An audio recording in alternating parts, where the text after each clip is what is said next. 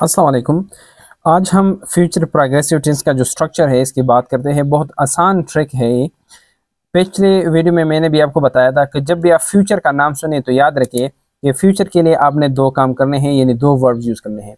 एक तो आपने क्या करना है, वेल शल लगाना है, और वेल शल के बाद डायरेक्टली आपने base form of verb use करना है, जो कि सबसे फर्स्ट फॉर्म होता है बेस फॉर्म। ठीक है, यानी फ्यूचर के लिए आपने दो वर्ब्स लगाए, एक वेल शल में से एक और दूसरा है बेस फॉर्म ऑफ वर्ब। ठीक है, फिर आपने प्रोग्रेसिव यानी कंटिन्यूस टेंस के लिए ये मैंने ऑलरेडी आपको बताया है कि जब भी आप प्रोग्रेसिव का नाम सुने यानी आप कंटिन्यूस का नाम सुने तो कंटिन्यूस के लिए आपने वर्ब का जो फॉर्म है ING form of verb use करना है। ठीक है, अब ये आईएनजी फॉर्म ऑफ वर्ब जो है ये प्रेजेंट पार्टिसिपल फॉर्म है, और आपको ऑलरेडी पता है कि आईएनजी फॉर्म ऑफ वर्ब हम हेल्पिंग वर्ब के बाद यूज़ करते हैं। और कौन सा हेल्पिंग वर्ब हम आईएनजी फॉर्म के आगे यूज़ करते हैं, दैट इज़ बी वर्ब। अब बी वर्ब का हम ओ फॉर्म यूज़ करेंगे जो कि ओ बेस फॉर्म हो। ठीक है, और ये भी हमें पता है कि बेस फॉर्म बी का जो है ये खुद बी वर्ब है। ठीक है, तो इसका मतलब क्या हो गया, इसका मतलब ये हो गया कि फ्यूचर प्रोग्रेसिव टेंस में हम वेल शल लगाएंगे और इसके बाद जो बेस फॉर्म है वो बी इस्तेमाल होगा, क्योंकि ये बेस फॉर्म है।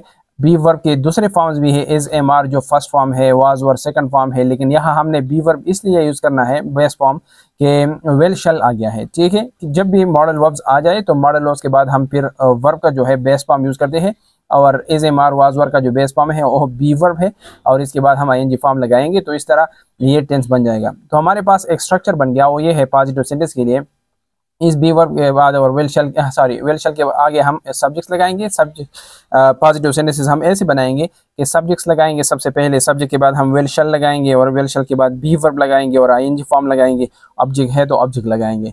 मिसाल के तौर पर सेंटेंस मैंने लिखा है, ये सारे सब्जेक्ट्स आप यूज़ कर सकते हैं, सबके साथ आप वेल यूज़ कर सकते हैं। मिसाल के तौर पर I will be playing cricket for example. और दूसरा सेंटेंस देखिए, she will be washing the clothes. तो अब देखिए शी जो है ये सब्जेक्ट हो गया, और फिर वेल आ गया है, और इसके बाद बी इसलिए आ गया है कि ये बेस फॉर्म है, और इसके बाद आईएनजी फॉर्म यूज़ हो सकता है, और वॉशिंग द क्लोथ्स। तो ये कौन सा टेंस हो गया, फ्यूचर प्रोग्रेसिव टेंस में पॉजिटिव सेंटेंस हो गया। जब आप इसका नेगेटिव सेंटेंस बनाते हैं तो ये मैं भी बार बार बता चुका हूँ कि नेगेटिव सेंटेंस के लिए आपको हेल्पिंग वर्ब की ज़रूरत होती है, क्योंकि आप हेल्पिंग वर्ब के बाद क्या लगाते हैं, नॉट लगाते हैं। ऑलरेडी इस सेंटेंस में आप देखिए विल एंड शैल जो है ये हेल्पिंग वर्ब है, जो कि मॉडल वर्ब है। आप सिर्फ इसके बाद डायरेक्टली नॉट लगाए तो इससे नेगेटिव सेंटेंस बन जाता है। मिसाल के तौर पर मैंने की लिखा है कि सब्जेक्ट्स लगाएंगे, वेल शल लगाएंगे, और डायरेक्टली इसके बाद क्या लगाएंगे, नॉट। फिर बी वर्ब लगाएंगे, यानी बी खुद लगाएंगे, और आईएनजी फॉर्म और ऑब्जेक्ट अगर है तो। मिसाल के तौर पर यू विल बी प्लेइंग, अगर इसका मैं नेगेटिव बनाऊं तो इसका नेगेटिव होगा you will not be playing. ठीक है, तो विल के बाद हम नॉट लगाएंगे, you will not be playing. या she will be washing the clothes, तो she will not be washing the clothes. ये भी मैं बता चुका हूँ कि विल नॉट अगर आप शॉर्टकट बोलते हैं, कंट्रैक्शन फॉर्म यूज़ करते हैं, तो फिर आप वोंट लगाएंगे कि for example she won't be washing the clouds. तो ये नेगेटिव सेंटेंसेस हो गए। सिर्फ वेल शैल के बाद आपने नॉट यूज़ करना है, कोई भी अदर चेंजेस आप फिर नहीं करेंगे। ठीक है, इंट्रागेटिव या क्वेश्चन सेंटेंस आप बनाते हैं तो जो हेल्पिंग वर्ब है सेंटेंस में उसको आपने सेंटेंस के शुरू में लगाना है। जैसे कि वेल शल यहाँ हेल्पिंग वर्ब है तो सिर्फ वेल शल लगाएंगे, और जब वेल शल आप यहाँ लगाएंगे तो इसके बाद फिर सब्जेक्ट की बारी है, सब्जेक्ट्स लगाएंगे, नॉट को आप रिमूव करेंगे, बी अपने जगह पर यूज़ करेंगे, बी वर्ब और एनजी फॉर्म यूज़ करेंगे, ऑब्जेक्ट लगाएंगे, लेकिन आखिर में आपने क्वेश्चन मार्क लगाना है। मिसाल के तौर पर इस सेंटेंस को देखो, she will be washing the clothes, ये पॉजिटिव था। अगर नेगेटिव बनाना था तो नॉट वेल के बाद आएगा, she will not be washing. अब इसका मैं क्वेश्चन बनाता हूँ तो वेल को यहाँ लगाऊंगा, तो यहाँ ये सेंटेंस कैसे बनेगा, will she be washing the clouds, और आखिर में क्वेश्चन मार्क। अगर इन्फॉर्मेशन क्वेश्चन आप बनाते हैं तो वेल शल जो इंट्रागेटिव सेंटेंस का जो स्ट्रक्चर था, वेल और शल से जब हमने सेंटेंस शुरू किया था तो सिर्फ आपने वेल शल के आगे क्या लगाना है, WH वर्ड्स लगाने हैं, वेयर, व्हेन, हाउ, व्हाई, ये सारे, और फिर same structure of interrogative sentence को आपने फॉलो करना है, तो इससे इन्फॉर्मेशन क्वेश्चन बन जाएगा। ये क्वेश्चन और ये क्वेश्चन, ये दो किस्म के क्वेश्चन, ये मैं भी बता चुका हूँ। ये क्वेश्चन जब सिर्फ हेल्पिंग वर्ब से स्टार्ट हो जाए तो ऐसे किस्म क्वेश्चन को हम यस नो क्वेश्चन कहते हैं, क्योंकि आप इसका जवाब यस एंड नो से दे सकते हैं।